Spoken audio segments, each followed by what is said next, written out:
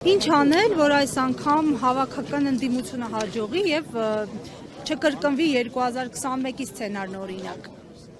Ես բազմիցս եմ հայտարարել, որ ընդդիմադիր ազգային ուժերի ղեկավարները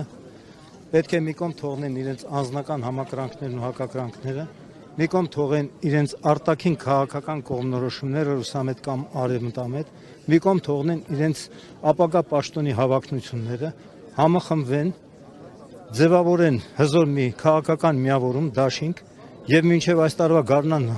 վերջը պետք է ոտքի անել մեր ժողովրդին ու կազմակերպել աննազանդություն գործող ապազգային թրքամետ իշխանություններին։ Ընտրություններով չեք հավատում իշխանապողություն։ Ընտրություններով էլ հնարավոր, բայց լավագույն տարբերակը Նիկոլը փողոցով եկել է, փողոցով էլ պետք է գնա։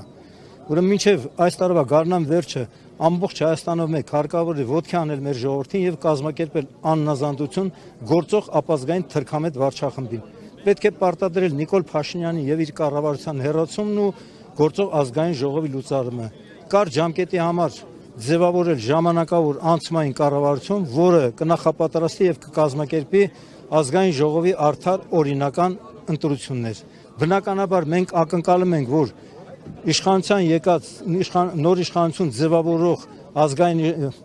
իշխանությունները իրականացնել են մեր ժողովրդի նպատակներն հետապնդող մեր ազգային պետական շահերից բխող արտաքին եւ ներքին քաղաքականություն։ Հայաստանում հաստատվելի է օրենքի գերակայություն, իրական արդարադատություն, սոցիալական արդարություն եւ քաղաքացիների իրավահավասարություն։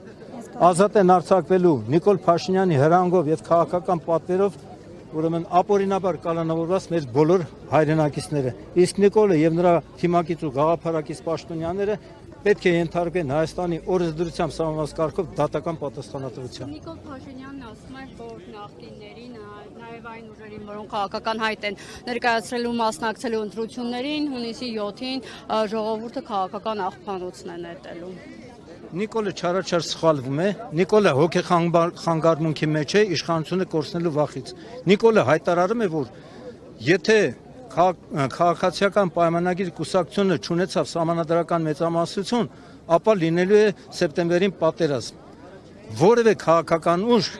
ովքեր որ հայտ են ներկայացրել մասնակցելու Հայաստանի ազգային ժողովի ընտրություններին, որևէ քաղաքական ուժ կամ դաշինք չի հայտարարել, որ իշխանության գալու դեպքում հրահրելու է պատերազմ։ Մենք պատերազմ չենք ուզում։ Մեզ ժամանակ է պետք պատերազմ սկսելու, պատերազմ Արցախն ազատագրելու համար։ Դրա համար պետք է նոր իշխանություն ձևավորվի, ազգային իշխանություն, որը կիրականացնի ճիշտ դիվանագիտություն։ Մենք կարգավորենք մեր հարաբերությունները մեր արտաքին գործընկերների հետ եւ տարիներ հետո նրանց ռազմաքաղաքական աջակցությամբ հզորացնելով մեր բանակը ազատագրելու ենք Արցախն ու մեր հայրենիքի բռնազավթված մյուս տարածքները։ Այո, պատերազմով։ Այլ կերպ հնարավոր չի։ Ես ասում եմ հիմա չէ։ Երբ որ մենք ձևավորենք ազգային իշխանություն, մեր ասացի ճիշտ դիվանագիտության միջոցով մեր արտաքին ռազմաքաղաքական գործընկերների հետ կբարելավենք հարաբերությունները, կզորացնենք մեր բանակը եւ կազատագրենք Արցախը։ Իսկ ընդհանուր ընդդիմության շուտ կոնսոլիդացիայից բան տեսնում եք միավորում, մեկ ճակատամարտ։ Կան միավորումներ, ըստ սոցիոլոգիական հարցումների, ուրեմն ազգային ժողովում խմբակցություններ են ունենալու քաղաքացիական պայմանագիր կուսակցությունը, ուժեղ Հայաստան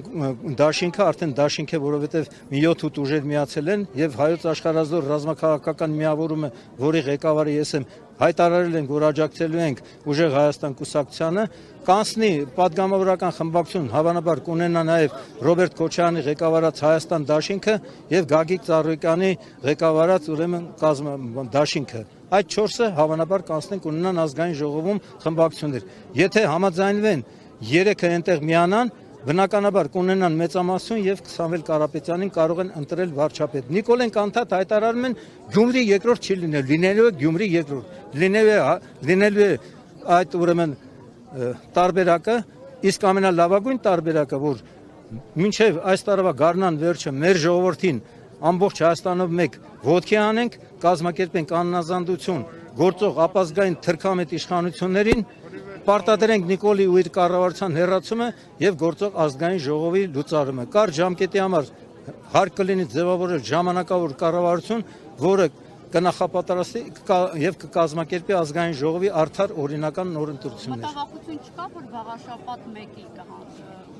կբախվեք, ոչ թե գումի 2։ Ոչ, ես ուզում եմ մեր ժողովրդին ուսադրել, որևէ իշխանություն հավերժ չի եւ ինչպես ազգային հերոս Մովսես Գորգիսյանն է ժամանակին հայտարարել, կեցցե այն Հայաստանը, որ վաղն է գալու։